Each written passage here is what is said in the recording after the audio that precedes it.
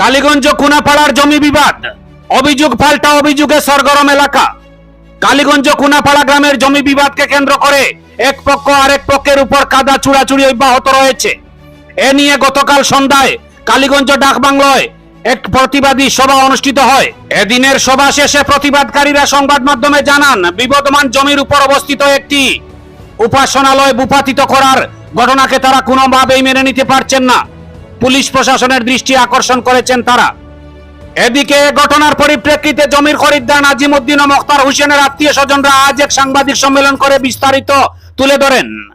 তারা বলেন, বিবদমান জমিখণ্ডটি বিগত 2-3 বছর আগে কুনাপাড়ার হিফজুর রহমানের 6 বোনের কাছ থেকে ক্রয় করা হয়েছে এবং পরবর্তীতে তা পঞ্জীকরণ সম্পন্ন হয়েছে। জমি ক্রয়ের বিরুদ্ধে হিফজুর রহমান আইনের দ্বারস্থ হন। তারা দাবি করে বলেন, আদালত থেকে নথি আসে ক্রেতাদের পক্ষে এবং এরই ভিত্তিতে জমির উপর থাকা হিফজুর রহমানের বস্তু সামগ্রী সরিয়ে নিতে জানিয়ে দেওয়া হয়, কিন্তু হিফজুর রহমান তাদের কথার পাত্তা না দেওয়ায় গত 6 জুলাই সকালে জমির সাফ সাফাই করতে যান তারা। তাদের বক্তব্যে মসজিদ ভাঙ্গার প্রসঙ্গটি সম্পূর্ণ রাজনৈতিক পরিকল্পিত ষড়যন্ত্র বলে জানান তারা। প্রশাসনের দৃষ্টি আকর্ষণ করে সুবিচারের দাবি জানিয়েছেন তারা। এদিকে গতকাল সন্ধ্যায় কালীগঞ্জ ডাকবাংলায় অনুষ্ঠিত নাগরিক প্রতিবাদী সভায় মসজিদ ভাঙ্গা প্রসঙ্গ নিয়ে কুনাপাড়া গ্রামের একাংশ জনতা জড়ো হয়ে কি বললেন চলুন শুনে নেওয়া যাক। আপনারা দেখছেন আমার সোনার কালীগঞ্জ। বিবাদ একটা চলে ওখানো জমি সংক্রান্ত বিবাদ লইয়া কুনাপাড়ার দুই পক্ষে একটা বিবাদ চলে। তো বিবাদও দেখা গেছে গতদিন যে আমরা কুনাপাড়ার মসজিদের একটা মাথায় গেছে যে মসজিদ ভাঙ্গা হয়ে গেছে। আমরা কুনাপাড়ার মসজিদ হইল ওখান জামে মসজিদ, কুনাপাড়া জামে মসজিদ। আর এছাড়া আর তো কুনাপাড়ার কোনো জামে মসজিদ নাই, আমরা জানি না। আমরা জানি ফুলবাড়ির একটা মসজিদ আছে আর নোয়াবাড়ির একটা, এটা পাঞ্জেগানা মসজিদ। আর আমরা কুনাপাড়ার মেইন মসজিদ ঈদগাহ আর মসজিদ হইল ওখান। এছাড়া আর কোনো মসজিদ আছে করি আমার অন্তত জানা নাই। দুঃখ লাগে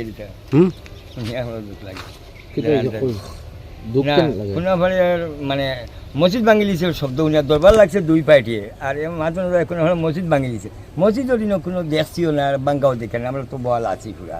আর সুর উঠি গেছে কোনাবেলার মসজিদ ভাঙি রয়েছে, কোনাবেলা দরবারও মুখছেন দরবার লাগছে, তারা জমি জমি লইয়া দরবার। আর এগুলা শুনিয়া মসজিদ ভাঙি দিছে। তো মসজিদ ভাঙে আমরাও তো মুসলমান, আমরা তো মসজিদ পুরা আছে, আমরা এই মসজিদ দেখছি না কোনো।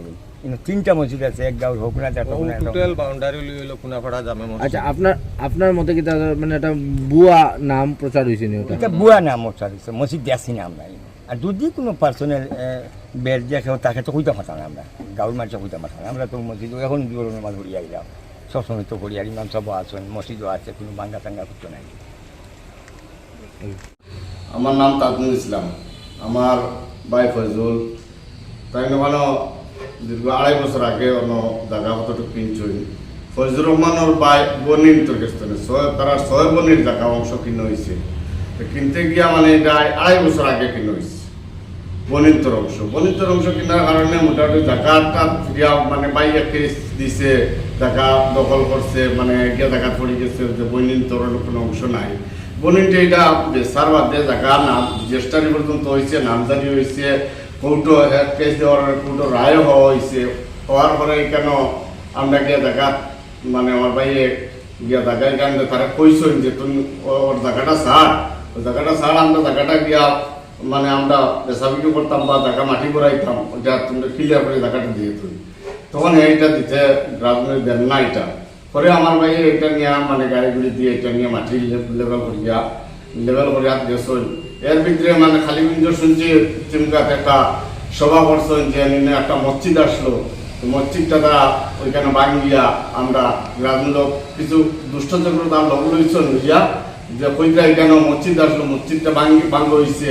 আমরাই তো মুসলমান, আর এক মুসলমানের মসজিদটা ভাঙ্গা, এটা শুনিয়া আমরা কিছু দুঃখ লাগছে। যার কারণে আমরা মিডিয়া মানে মিডিয়ার কাছে এটা আমরা কইতে বাধ্য হয়েছি, সিএম স্যারের কাছে ওইটা কইতে বাধ্য হয়েছি যে আমরা এইরকম কোনো মানুষ নাই, আমরা এইরকম মানুষও নাই।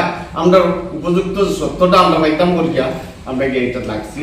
আমরা এটা মানে তখন আমরা জায়গাটা আমরা পয়সাতে কিনছি, কোর্টও কেস দিচ্ছে, কেস দেওয়ার পরে ওইটা আমরা বিয়ার রায়টা পাইছি। পাওয়ার পরেও আমরা তারা কইছি যে তুই এটা হেও আমরা গ্রামের মানুষ, আমার গ্রামের মানুষ, আর এখানে কোনো মসজিদ নাই। এটা একটা মিথ্যা কিছু দুষ্ট চক্র লোক লইছে তার কেন।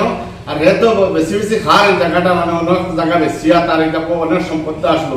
বনিন তোরা আমার খালি জায়গা বেশিছে বাদে লাস্টে বইনি যে এই জায়গাটা মানে তার কাছে বেচছে যে তার অংশ ফাইতো বলিয়া বেচা হয়েছে 6 জনের অংশ আমরা কিনছেন আমার বাইরে কেনার পরে জায়গাটা গিয়া এখন দখল করতে গিয়া ও তারা অতটুকু নাটক আমরা সাজাইয়া তুলিয়া আমরা মানে অপমানিত করে মানুষের কাছে বর্তমানে এটা যেটা চলে এখন রাজনৈতিক একটা ষড়যন্ত্র চলে আমি চাই আর যে এটা মোটামুটি আমরা আমরা যে গেছি আমরা বাই বাতি যাকে মানে সারা গেছি কোনো মারির উদ্দেশ্য কিচ্ছু নাই আমরা এখানে কোনো মাইর ডাঙ্গাও কিছু হয়েছে না আর যে মানে শুনিয়া মানুষ 150-200 জন গেছো না ওটা বাঘা কাটিছেন হ্যাঁ ঠিক আছে আমরা তো কিছু কাটাকুটি করছি আমরা জায়গাটা মানে দখলমুক্ত করতে গিয়ে আমরা গেছি গিয়া যে এমন লাগান করলে মারপিটও করছি না এখন আমি প্রশাসনের কাছে ওটা কইতে চাই আর যে আপনারা উপযুক্ত জিনিসটা জায়গাতে আর যাচ করিয়া আপনারা দামটা যদি সত্যটা হইয়া থাকে তাহলে আমরা সত্যটা দলে আছে বাঘরি দিবার লাইন ওটা আপনারা বাঘরি দেন আর যদি জায়গা আমরা গলত রাস্তায় কাজ করি আমার বাইরে যে সাজা দিবার